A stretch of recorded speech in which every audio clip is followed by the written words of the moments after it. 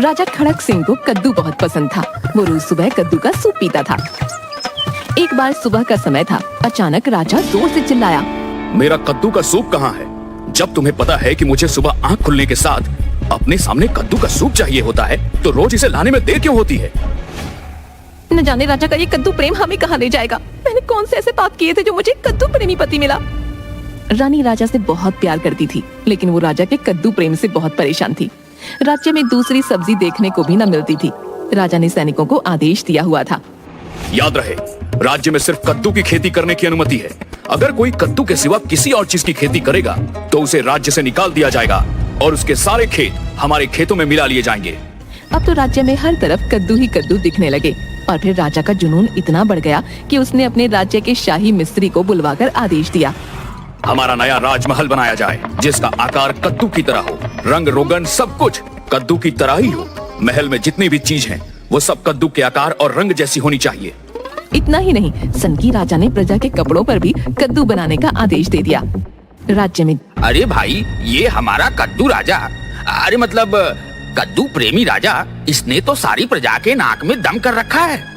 भाई हमारे कद्दू महाराज को कोई बताओ, मैं मरने से पहले कद्दू नहीं खाना चाहता, कोई और लजीज व्यंजन खाना चाहता हूँ। अरे भाई लोगों, भूल जाओ, अब तो राज्य का नाम भी बदल कर कद्दू ही न रख दिया जाए। धीरे धीरे हर तरफ कद्दू ही कद्दू दिखने लगे। लोग राजा की सनक से परेशान होने लगे, लेकिन राजा को कोई फर्क नहीं पड़ा। बल्कि एक दिन उसने अपने राज्य के सुनार को बुलवाया। हमारी प्यारी रानी के लिए नए जेवर बनाए जाएं। ये सुनते ही रानी बहुत खुश हो गई और सोचने लगी, राजा मुझसे कितना प्रेम करते हैं, मेरे बिना कुछ कहे हमेशा मेरी कितनी फिक्र करते हैं, मैं बेकार ही दुखी रहती हूँ। तभी राजा ने कहा, लेकिन रानी के नए जेवर कद्दू के आकार और प्रकार के होने चाहिए। उन्हें पहनने के बाद हमारी रानी सबसे अलग दिखे।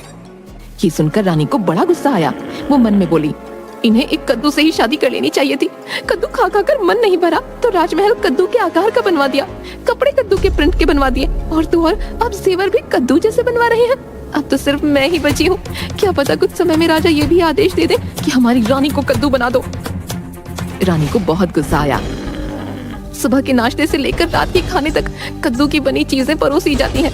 कद्दू की सब्जी, कद्दू की पूरी, कद्दू के चावल, हर चीज में कद्दू कद्दू कद्दू। अब ये कद्दू से ही बात करें, मैं इनसे बात नहीं करूंगी। रानी ने राजा से बात करना बंद कर दिया। राजा को इस बात से कोई फर्क ही नहीं पड़ा। एक सुबह राजा फिर चिल्लाया, आज मुझे कद्दू का बना कोई नया व्यंजन खिलाया जाए। जी महाराज, जैसी आपकी आज्ञा। सेवक रसोई में जाकर बड़बड़ करने लगा। सेवक मन ही मन कहने लगा कि राजा एक दिन अपने साथ साथ मुझे भी पागल कर देगा। अब रोज इसे कद्दू के बने नए व्यंजन कहाँ से खिलाऊं? आज तो इसे मजा चखा के ही रहूंगा।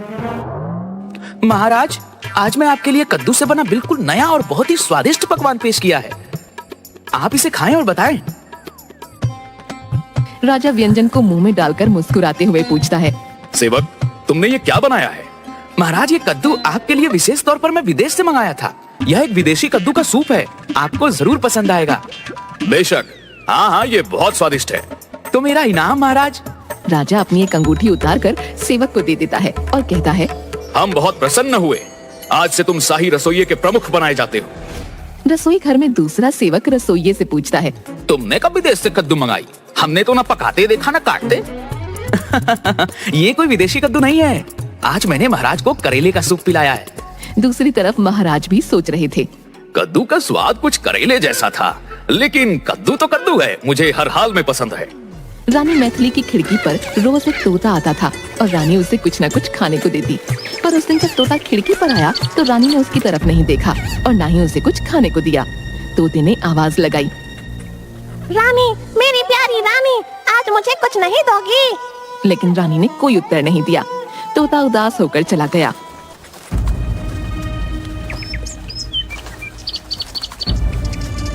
दूसरे दिन फिर तोता आया और उस दिन वह खिड़की से अंदर आकर रानी के सामने बैठ गया। रानी, तुम इतनी उदास क्यों हो? रानी ने कद्दू जैसा मुंह बनाकर तोते को देखा और बोली, क्या तुम्हें मेरा मुंह कद्दू जैसा दिखता है? लगता तो है। मैं बहुत दुखी हूँ। धीरे धीरे लगता है मैं सच में ही कद्दू की ही ना बन जाऊँ। मेरे होते हुए तुम्हें दुखी होने की कोई जरूरत नहीं। मैं तुम्हारा दोस्त हूँ। मुझे बताओ आखिर माजरा क्या है? फिर रानी ने तोते को सारी बात बताई और कहा, मैं राजा के इस कद्दू प्रेम से अब बहुत तंग आ चुकी हूँ, लेकिन मुझे समझ नहीं आता कि मैं क्या करूँ। जादू करो। रानी ने हैरान होकर तोते को देखा और कहा, जादू? मैं भला जादू कैसे करूं? मैं तो एक सीधी सादी रानी हूँ। काश मुझे जादू आता होता, मैं अपनी आंखों के सामने से ये कद्दू हमेशा के लिए हटा देती। रानी, मैं परीलोक का तोता हूँ, तुम्हारी इतनी मदद कर सकता हूँ कि तुम्हें ये जादू मंत्र दे दूँ। तुम जिसके ऊपर इस मंत्र का प्रयोग करोगी वो वही देखेगा जो तुम चाहोगी। ये मंत्र भला मेरी मदद कैसे कर सकता है? मेरा दिमाग तो काम ही नहीं कर रहा, क्या तुम मुझे बता सकते हो? तोते ने रानी के कान में एक योजना बताई। रानी के चेहरे पर एक शरारत भरी मुस्कान आई और उसने कहा, अब आएगा मजा। अब तो मैं इस मंत्र के जरिए राज्य से कद्दू को हमेशा के लिए विदा कर दूंगी। लेकिन याद रखना मैथिली बहन, 12 बजते ही ये जादू खत्म हो जाएगा। रानी ने तोते का धन्यवाद किया और खुशी से झूमने लगी। फिर उसने राजा से कहा, महाराज, क्यों ना हम इस बार आपके जन्मदिन पर अपने कद्दू राजमहल में एक आलीशान भोज रखें, जिसमें आप अपने सभी मित्रों को आमंत्रित कीजिए। रानी, तुम तो जानती हो मेरा कोई मित्र हमारे घर नहीं आना चाहता क्योंकि उन्हें कद्दू पसंद नहीं। आप मुझे बताइए किस किस को बुलाना है, मैं सबको बुला लेती हूँ। मेरा आपसे वादा है कि आपके सभी दोस्त आएंगे और बहुत खुश भी होंगे। राजा ने हैरानी के साथ रानी को देखा और कहा, ठीक है, तुम कहती हो तो मैं बताता हूँ, परंतु मुझे ऐसा नहीं लगता कि कोई आएगा, और अगर आया भी तो वह खुश होकर नहीं जाएगा। अगर ऐसी बात है तो चलिए एक शर्त लगाते हैं। जैसा मैंने आपसे कहा, अगर ऐसा नहीं हुआ तो मैं भी कद्दू को आपकी तरह प्यार करूंगी, लेकिन अगर ऐसा हुआ तो आपको मेरी एक बात माननी होगी। राजा हंसने लगे और मन में सोचा, रानी कितनी मूर्ख है, वह मुझसे ऐसी शर्त लगा रही है जो वह आसानी से हार जाएगी, क्योंकि मेरा कोई भी दोस्त हमारे घर आएगा नहीं, और अगर आया तो उसे हमारे घर का खाना पसंद नहीं आएगा, तो फिर वह खुश कैसे होगा। आप चुप हैं महाराज, शायद आपको लगता है कि आप हार जाएंगे। नहीं नहीं, मैं तो यह सोच रहा हूँ कि तुम कितनी मूर्ख हो। ठीक है, तो हम अपनी शर्त पर कायम रहते हैं और भोज की तैयारी करते हैं। ठीक है, मैं भी तब तक ये सोचता हूँ कि तुम मेरी तरह कद्दू को अपनाकर कैसी लगोगी। राजा मुस्कुराया और वहाँ से चला गया। रानी ने भी एक शरारत भरी मुस्कान भरी और भोज की तैयारी में लग गई। सबसे पहले रानी ने राजा के सभी दोस्तों को बुलाने के लिए एक निमंत्रण पत्र लिखा। आज शाम की पार्टी में अगर आपको कहीं पर कद्दू दिखता है या कद्दू से बना कोई भोजन मिलता है तो राजा खड़क सिंह अपना आधा राज्य आपको दे देंगे। जब ये निमंत्रण पत्र राजा के मित्रों को मिला, उन्हें बड़ा आश्चर्य हुआ। कद्दू प्रेमी खड़क सिंह ने ऐसा निमंत्रण पत्र कैसे भेजा है जिसे कद्दू के सिवा कुछ भी पसंद नहीं? उसके घर भला कद्दू से बना सामान या कद्दू से बना भोजन नहीं होगा, ये असंभव है। रानी ने जिस मंत्री को पत्र लेकर भेजा था उसको ये समझाया, मंत्री जी, जब राजा के मित्र ये पत्र पढ़ें तो उन्हें समझना आपका क्या चाहता है। राजा तो कद्दू के बिना रह नहीं सकते। आपको बड़ी आसानी से कहीं न कहीं कद्दू मिल ही जाएगा और बिना मेहनत राजा का आधा राज्य आपका, और अगर आपको कद्दू नहीं भी मिलता तो आपको एक आलीशान भोज तो मिल ही जाएगा। मंत्री ने ऐसा ही किया। मंत्री की बात सुनकर राजा के मित्र खुश हो गए और भोज में आने के लिए तैयार हो गए। इधर रानी ने भोज के लिए बहुत सारे अलग अलग तरह के व्यंजन जैसे फलों के जूस, स्वादिष्ट मिठाइयाँ आदि बनवा रखे थे। अब जाकर झरोके पर खड़ी हो जाती हूँ, तोते के दिए मंत्र के इस्तेमाल का समय आ गया है। धीरे धीरे मेहमानों ने आना शुरू कर दिया। रानी महल के बाहर एक झरोखे के पास से हर आने जाने वाले राजा के ऊपर तोते का दिया मंत्र पढ़ने लगी। मंत्र के जादू से आने वाले मेहमान को कहीं भी कद्दू नहीं दिखता। मेहमान आपस में बात करने लगे। कमाल है महाराज, खड़क सिंह के महल से तो कद्दू पूरी तरह गायब हो गए। एक एक करके सारे व्यंजन परोसे जाने लगे। शरबत, सूप, मिठाइयाँ, फल सब बड़े मजे से खाते पीते मजे करने लगे।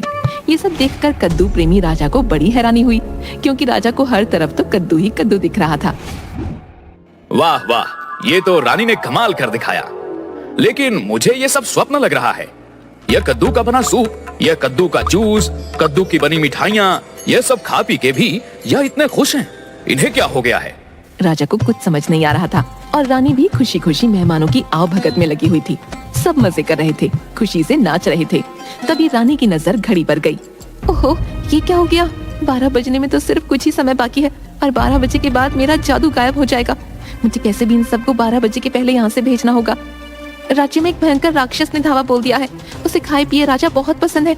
महाराज खड़क सिंह को मैंने छुपा दिया है। आपकी भी भलाई इसी में है कि 12 बजने से पहले हम महल छोड़ दें। अरे ये क्या बात हुई? उस राक्षस को अभी आना था। अभी तो बहुत से व्यंजन पड़े हैं जो मैंने चखे तक नहीं। लेकिन खैर, राक्षस से जान बचानी होगी, बाकी बाद में। भागो। दूसरा मोटा राजा अपनी नाक पोंछता हुआ चटपटा खाना खा रहा था। उसका एक साथी राजा के पास आया। अरे मित्र, संयम रखे, बाकी बाद में खा लेना। अभी राक्षस ने हमला किया है, भागो। अरे मित्र, ये वाला व्यंजन खाओ, कसम पैदा करने वाले की पतीला चाट जाओगे। आओ आओ। मोटे मर यहाँ पे, मैं तो चला। अरे रुको मित्र, मैं भी आया। रानी की बात सुनते ही बाकी सभी मेहमान अपने अपने शाही रथों में बैठकर वहाँ से चले गए और 12 बजते ही रानी का जादू गायब हो गया। पर तभी राजा का एक मित्र जो अभी राजमहल के बाहर नहीं निकला था, उसके ऊपर से जादू गायब हुआ और उसने राजा के महल में सब कुछ कद्दू की शक्ल में देख लिया। उसे कुछ समझ नहीं आया कि क्या हो गया। अभी तो यहाँ कहीं भी कद्दू नहीं था, अब यहाँ हर तरफ कद्दू दिख रहे हैं। रानी ने राजा के मित्र को देखा और वह समझ गई। थोड़ा सा घबराई, लेकिन उसने अपने दिमाग को लगाया और राजा के मित्र से बोली, आपको पार्टी कैसी लगी? कहाँ बहुत अच्छी थी रानी जी, लेकिन और खाना कैसा था? खाना तो बहुत ही स्वादिष्ट था। मुझे तो यकीन नहीं हो रहा है कि यह कद्दू प्रेमी राजा कद्दू के अलावा किसी और चीज के बने भोजन को भी खाता होगा। लेकिन हाँ, अब राजा पहले जैसे नहीं रहे, लेकिन राजा को एक बीमारी हो गई है। कौन सी बीमारी? हाँ, बड़ी भयंकर बीमारी है। राजवैद्य ने कहा है कि इस बीमारी का कोई इलाज नहीं। कैसी बीमारी? महारानी मुझे बताएं, शायद मैं कोई मदद कर सकूं। अब राजा को कद्दू से इतनी नफरत हो गई है कि अगर कोई उनके सामने कद्दू का नाम भी लेता है ना, तो राजा उसका सर धड़ से अलग करवा देते हैं। बड़ी बुरी बीमारी है ये तो। तभी तो हमने अपने राजमहल से कद्दू की बनी हर चीज हटा दी। उस रंग से मिलती जुलती कोई चीज हमारे महल में अब आपको नहीं दिखेगी। राजा के मित्र ने हैरानी भरी निगाहों से रानी की तरफ देखा और मन में सोचा, यहाँ तो सब कुछ कद्दू जैसा ही है, फिर रानी ऐसा क्यों बोल रही हैं? लेकिन तभी उसको रानी की बात याद आ गई कि अगर राजा के सामने कद्दू का नाम लिया तो वो सर को धड़ से अलग कर देगा। राजा के मित्र ने तुरंत कहा, हाँ, आपने बिल्कुल सही कहा। मुझे तो यहाँ कद्दू के आकार प्रकार जैसा कुछ नहीं दिखता। रानी समझ गई कि राजा का मित्र उसकी बातों में आ गया है। फिर उसने राजा के मित्र को आदर सम्मान के साथ विदा किया। अगले दिन सुबह, बताओ रानी, तुम्हारी कौन सी बात है जो तुम मुझसे पूरी करवाना चाहोगी, क्योंकि मैं शर्त हार चुका हूँ। सोच लीजिए राजा, आप मुझे अपनी जबान दे रहे हैं और राजा हमेशा अपने वादे पर डटे रहते हैं। तुम बोलो, तुम्हें क्या चाहिए? तुम कौन सी बात पूरी करवाना चाहती हो? मेरे पास तो सब कुछ है। आपने मुझे इतना कुछ दे रखा है और सबसे बड़ी चीज मेरे पास है आप, जो मुझसे इतना प्रेम करते हैं, मेरा सम्मान करते हैं, बिना कुछ मांगे बिना कुछ कहे मेरी हर इच्छा पूरी करते हैं। तो अब मैं आपसे और क्या मांगू? फिर भी तुम शर्त जीती हो तो तुम जो चाहो वो मुझसे मांग सकती हो। ठीक है, अगर आप मुझे कुछ देना ही चाहते हैं तो मुझे बस इतना चाहिए कि कद्दू मेरे जीवन से चला जाए। बस इतना ही, उससे ज्यादा कुछ नहीं। लेकिन तुम तो जानती हो कि कद्दू मुझे कितना पसंद है, मैं उसके बिना नहीं रह सकता हूँ। ठीक है, हम आपको खाने में रोज कद्दू खिलाएंगे, लेकिन कद्दू के अलावा सभी सब्जियां राज्य में उगाई जाएंगी और शाही रसोई में हर तरह के व्यंजन बनेंगे। राजा अपनी बात में फंस चुके थे। उनके पास रानी की बात मानने के सिवा और कोई दूसरा चारा नहीं था। राजा ने रानी की बात मानी और राज्य में कद्दू के अलावा बाकी चीजों की खेती भी होने लगी। और उस दिन के बाद राजा के महल में कद्दू के अलावा और भी सब्जियां बनने लगीं और राज्यवासियों का जीवन कद्दू की माया से बाहर आ गया, राजा रानी के साथ राज्य भ्रमण करते हुए। अरे वाह रानी साहिबा, राज्य में ये रंग बिरंगे फूल और हरी भरी तरह तरह की सब्जियां बहुत ही खूबसूरत लग रहे हैं। यही तो महाराज, देर आए लेकिन दुरुस्त आए। अभी राज्य में सब लोग